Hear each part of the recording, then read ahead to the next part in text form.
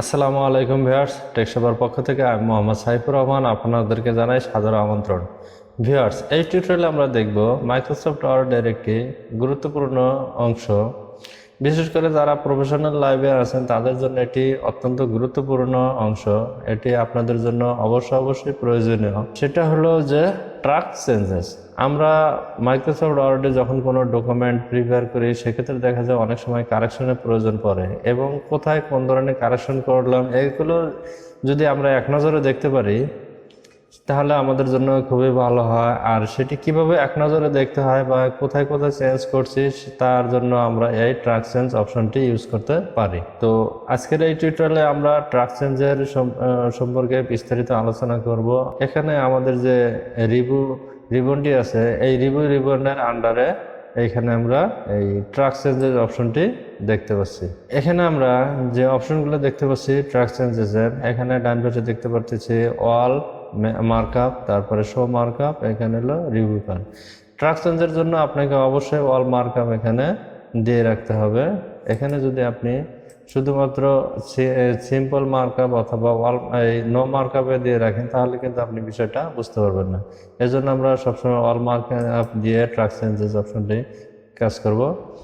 তারপরে যে অপশনটি আছে এই চেঞ্জেস এরিয়াতে, এখানে আমরা দেখতে পারতেছি যে অ্যাকসেপ্ট, রিজেক্ট, প্রিভিয়াস, নেক্সট, এই সম্পর্কে আমরা বিস্তারিত আলোচনা করব।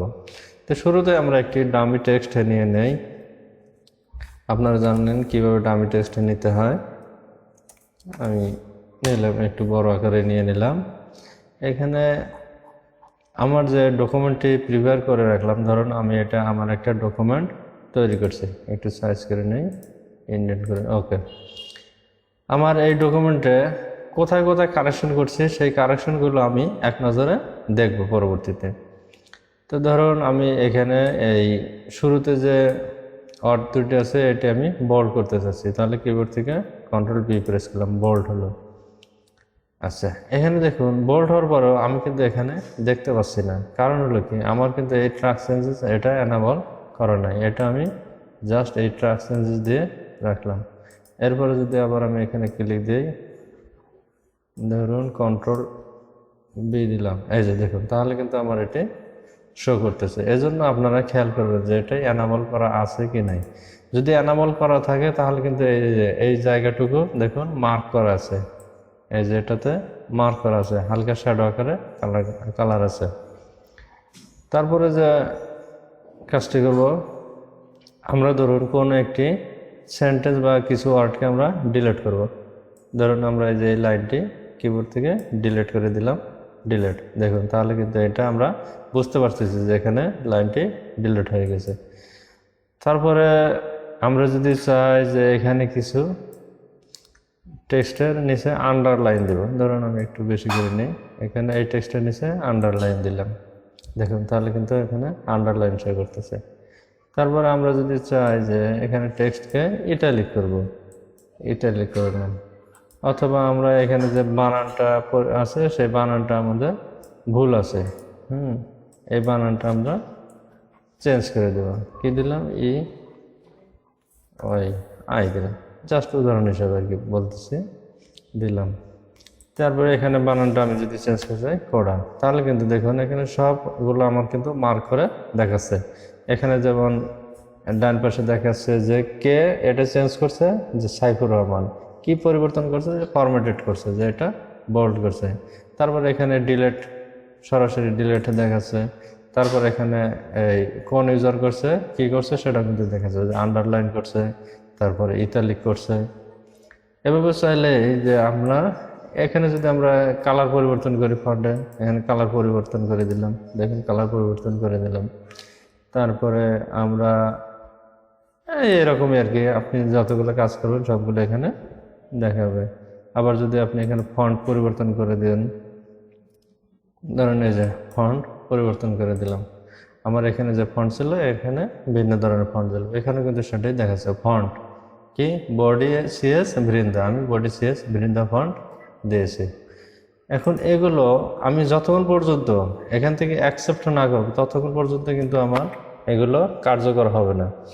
তো অফিসে কি হয় যে আমি একটি ডকুমেন্ট প্রিপেয়ার করে দিয়েছি, আমার কোনো ঊর্ধ্বতন সেগুলো প্রুফ করে কারেকশন দিয়ে দেয়, অথবা আমি যদি কোনো কারেকশন দেই আমার কোনো এক সহকর্মীর মাধ্যমে দেখি যে এগুলো ঠিক আছে কিনা, এই জায়গায় কারেকশন করছে এগুলো ঠিক আছে কিনা, সে হয়তো যদি মনে করে যে না এগুলো কারেকশন করার প্রয়োজন আছে তাহলে অ্যাকসেপ্ট করবে, আর যদি মনে করে যে না কারেকশন করার প্রয়োজন নাই তাহলে সেগুলো রিজেক্ট করে দেবে।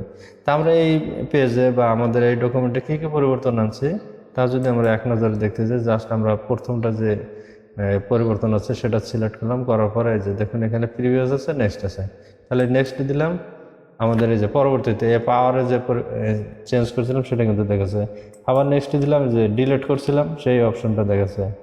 আবার নেক্সট করলাম, এখানে আন্ডারলাইন দেখেছে। এভাবে কিন্তু নেক্সট এবং প্রিভিয়াসের কাজ আমরা দেখতে পাচ্ছি।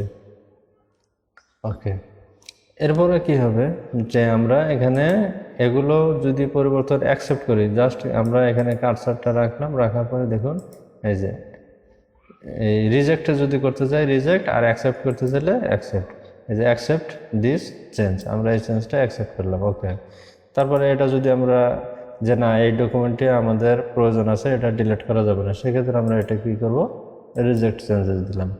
আবার এখানে যদি আমরা অ্যাকসেপ্ট করতে যাই অ্যাকসেপ্ট দিয়েছি। আবার যদি মনে করি যে না আমার এখানে লাল কালার খারাপ দেখা যাচ্ছে, এটা আমার প্রয়োজন নয়, সেক্ষেত্রে আমি এটা রিজেক্ট করে দিলাম, তাহলে কিন্তু আমার ব্ল্যাক কালার হয়ে গেল। এখানে যদি যাই আমরা রিজেক্ট করে দিলাম।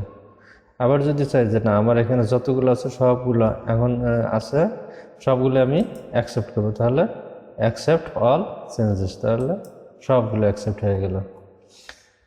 তো ভিউয়ার্স, এভাবে চাইলে আপনারা ট্র্যাক চেঞ্জের কাজটি করতে পারেন। আর এটিও অত্যন্ত গুরুত্বপূর্ণ একটি বিষয়, কারণ আমরা ডকুমেন্টের কোথায় কী ধরনের পরিবর্তন আনছি এই জিনিসগুলো আমাদের জানা থাকা প্রয়োজন, তাহলে আর আমাদের খুঁজতে হয় না যে কি পরিবর্তন করলাম, কোথায় করলাম, আগে কী ছিল এখন কী ছিল। অনেক সময় হয় কি যে পূর্বের যে ডকুমেন্ট আছে সেই ডকুমেন্টটি প্রিন্ট করে ওটা আবার নতুন করে করতে হয়, পরে দেখতে হয় যে পূর্বে কী ছিল। যদি আমরা এই ট্র্যাক চেঞ্জটি ব্যবহার করি তাহলে কিন্তু আমরা সহজেই বুঝতে পারবো যে আমার ডকুমেন্টে পূর্বে কী ছিল এবং বর্তমানে কোথায় কোন ধরনের পরিবর্তনগুলো আছে, আর সেই পরিবর্তনগুলো আমি চাচ্ছি কি চাচ্ছি না তা আমরা এই ট্র্যাক চেঞ্জের মাধ্যমে করতে পারি। তো ভিউয়ার্স, আশা করি আমাদের এই ছোট্ট ট্রিক্সটি আপনাদের অনেক ভালো লাগছে, আর ভবিষ্যতে আরও সুন্দর সুন্দর টিউটোরিয়াল নিয়ে আপনাদের মাঝে হাজির হব। সে পর্যন্ত আপনারা সবাই ভালো থাকবেন, আর আমাদের ভিডিওটি লাইক দেবেন, কমেন্ট দেবেন এবং বন্ধুদের মাঝে শেয়ার করবেন। ধন্যবাদ।